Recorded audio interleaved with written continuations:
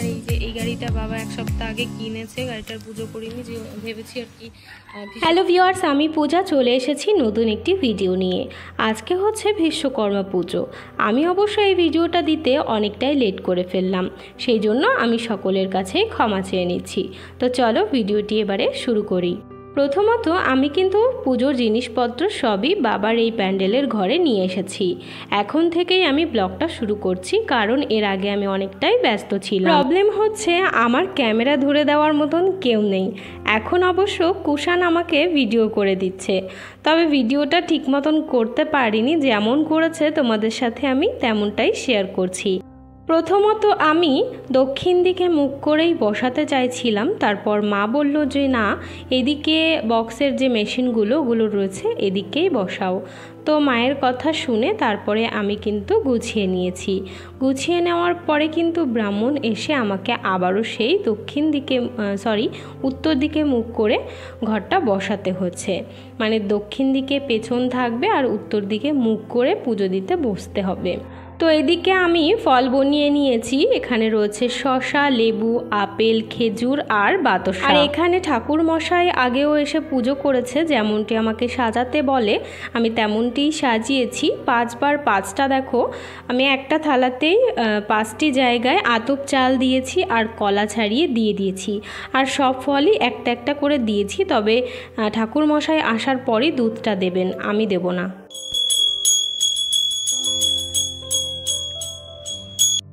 তো যিনি ঠাকুর মশাই আমাদের এখানেই বাড়ি, সম্পর্কে আমি দাদু বলি। তো দাদু কিন্তু খুবই ভালোভাবে পুজো করে, খুবই শান্তভাবে পুজো করে, বেশি তাড়াহুড়ো করে না। এমনকি অঞ্জলি দেওয়ার সময়ও খুব ভালোভাবে মন্ত্রগুলো বলে। এমনকি আমাকে বলে যে বুঝতে না পারলে আবারও আমার কাছে শুনবে, তারপরেই কিন্তু ঠিক মন্ত্র বলবে, না শুনতে পারলে কিন্তু ভুলভাল মন্ত্র বলবে না। তো এরকম যদি ঠাকুর মশাই হয় তাহলে কিন্তু মানে ভালোভাবে মন দিয়ে দেখবে পুজো করা যায়। অনেক ঠাকুর মশাই আছে কি করে বলো তো, খুব তাড়াতাড়ি করেই পুজো করে চলে যায়, এমনকি অঞ্জলির মন্ত্রগুলো ভালোভাবে বোঝা যায় না। এরকমটা আমার সাথে হয়েছে, মন্ত্র ভালোভাবে আমি বুঝতে পারিনি, অঞ্জলি দিয়ে চলে এসেছি। তবে তোমাদের সাথেও যদি এরকমটা হয় তাহলে কিন্তু অবশ্যই আমাকে কমেন্টে জানিও। ভালো। কুষাণও স্নান করে নিয়েছে, ওর সাইকেলের পুজো করবে, তাই তো? আর এই যে ভাড়াও গেছে সকালবেলায়, আর এগুলো সব ঘরে রয়েছে। আর এই যে কুষাণের বাবার গাড়িটাও বের করে ধুয়ে পরিষ্কার করে নেওয়া হয়েছে। আর এই যে বাবা এই স্কুটিটা চালায়, আর ওই বুলেটটা ঘরেই থাকে তোলা। আর ওই যে গাড়ি, আর এই যে এই গাড়িটা বাবা ধরো এক সপ্তাহ আগে কিনেছে। তো আর এই যে সাইকেল, কুষাণের সাইকেলটাও উপরেই তোলা থাকে। তো এই যে পুজো করার জন্য কুষাণ বের করলো। তো এই যে হচ্ছে কুষাণের সাইকেল। আর এই যে এই গাড়িটা বাবা এক সপ্তাহ আগে কিনেছে, গাড়িটার পুজো করিনি, যে ভেবেছি আর কি বিশ্বকর্মা পুজোর দিন একবারে পুজো করে নেব। তো সেই জন্য গাড়িটার আলাদাভাবে পুজো করা হয়নি। সকালে বাবা আমার কাছে জিজ্ঞাসা করেছিল ঠাকুর মশাইকে কটার দিকে আসতে বলবো। আমি বলেছিলাম 10টার দিকে আসতে বলো। তো এখন কিন্তু 10:30 বাজে, এখনও তার খোঁজ নেই, বাবা গেছে ডাকতে। আর আমি সব কিছু গুছিয়ে বসেই ছিলাম। তারপরে ভাবলাম গাড়িতে, তারপর বাবার যে জেনারেটরগুলো রয়েছে ওইগুলোতে স্বস্তিক চিহ্ন বা ঠাকুরের এঁকে একটু সিঁদুরের ফোঁটা দিয়ে দিই। সেটাই আমি করছিলাম। দেখো স্বস্তিক চিহ্ন না এর আগে আমি আঁকিনি, এই ফার্স্ট টাইম করলাম, বুঝতেই পারছিলাম না কোন দিকে করব। তারপরে ইউটিউব থেকে দেখে নিয়ে তারপরেই আর কি স্বস্তিক চিহ্নটা এঁকে নিলাম। তো এবারে চলে আসলাম এই পাশের ঘরে। এই ঘরে রয়েছে চেয়ার, তারপর পাট লাগানো হয়েছিল, তো সেই পাট ধুয়ে শুকিয়ে ওইদিকে পাট রয়েছে, এইদিকে রয়েছে ফ্যান, এখানে টেবিলের পায়া, এগুলো টেবিল, এখানে ডেচকি, বালতি আর জেনারেটর রয়েছে। আর এই যে ওভেন, এইগুলো এই ঘরে থাকে, আর ওই ঘরে সব ওই মাইক সেটেড থাকে। আর এই যে দেখো কড়াই। যাই হোক, এবারে আমি এই জেনারেটরগুলোতে স্বস্তিক চিহ্ন এঁকে নেব। জায়গাগুলো বেশ ফাঁকা, এগুলোতেই করি।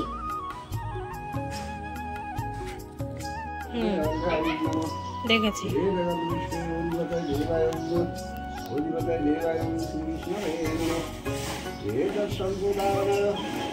एतच्छब्ददानयं श्रीसूर्याय नमः।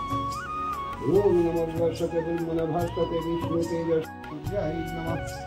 ॐ सूर्यसहस्रं श्रीतेजराशि जगत्पते मम भक्तमृयान्वयं दिवाकरम्। ॐ जवाकुसुमशङ्काशं कश्यपे माद्युतिं धन्। 11টার দিকে ঠাকুরমশাই এসেছিল, এখন বাজে 11টা 50। আমার পুজো দেওয়া হয়ে গেছে। তারপরে আমি যেহেতু অঞ্জলি দিলাম, পুজো করলাম, তো সেই জন্য আর তোমাদের সাথে আমি শেয়ার করতে পারিনি। এবারে এসেছি আমি চেঞ্জ করে নেব, তারপরে যাব রান্নাঘরে রান্না করব। আর মায়ের স্কুল ছুটি নেই, মায়ের বেশি ছুটি থাকে না, মা কিন্তু স্কুলে চলে গেছে। যাই হোক, তোমরা পুরো ভিডিওটা দেখতে থাকো। তো চেঞ্জ করে চলে এসেছি আমি রান্নাঘরে। পেঁপে, আলু, বেগুন সিদ্ধ ভাত বসিয়েছি, আর এদিকে দুধ জাল দিয়ে দিলাম। দুধ জাল দেওয়া হয়ে গেছে। দেখো, কালকের একটু ভাত ছিল, জল দিয়ে রেখেছিলাম, পান্তা ভাত। রান্নাঘরে ভাত বসিয়ে রেখে এসেছি। তারপরে এসেছিলাম আতপ চালের প্রসাদটা মেখে নেওয়ার জন্য। ভাবলাম প্রসাদ নিজে একটু খাই, তারপর আমি বিকালবেলায় সবাইকে দিয়ে দেব। তো দেখো, এই প্রসাদটা কিন্তু আমি এবারে মেখে নেব। তো বাবার প্যান্ডেলের যে কাজের জন্য যে কাকারা কাজ করে, যে লেবারগুলো আছে, সবাইকে হচ্ছে খাওয়ানোর কথা আজকে ছিল। তো সেই খাওয়া দাওয়াটা করেছিলাম পরের দিন। তো পরের দিনের ভিডিও এটা।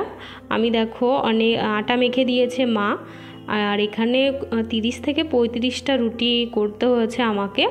আর চিকেন ছিল 4 কিলো 800। তো 4 কিলো 800 মাংস ছিল, যেটা আমি এই যে রান্না করেই ফেলেছি। আর রুটি অর্ধেক হয়ে গেছে, আর অর্ধেক রুটি করে নেব। তো তোমাদের বিশ্বকর্মা পুজোর ব্লগটা কেমন লাগলো অবশ্যই কমেন্টে জানিও। কমেন্টে জানাতে একদম ভুলো না। আর যারা যারা এতটা সময় দিয়ে আমার ভিডিও দেখলে, তাদেরকে জানাই অসংখ্য ধন্যবাদ ও অনেক অনেক ভালোবাসা।